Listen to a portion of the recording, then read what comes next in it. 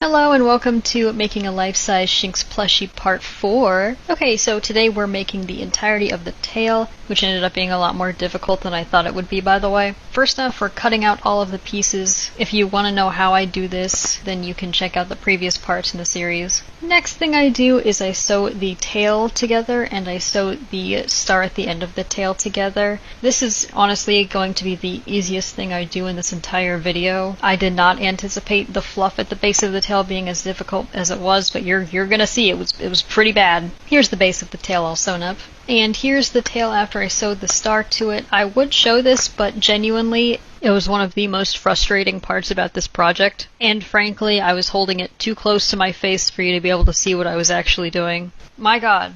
These fluffs. Okay, so basically, they all have darts in them that give them their shape. And then they all have to be sewn together in a circle. And then they all have to be sewn into the tail. I actually had to pull up the Plushify model just so I could see where everything connected together and how it all connected.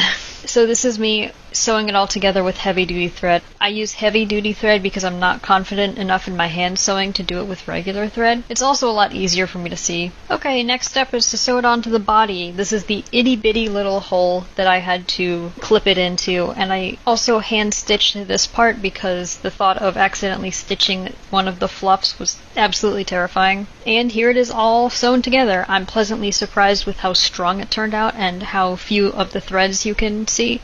Thank you so much for watching. In part 5 we're going to sew the legs together and then sew them to the body.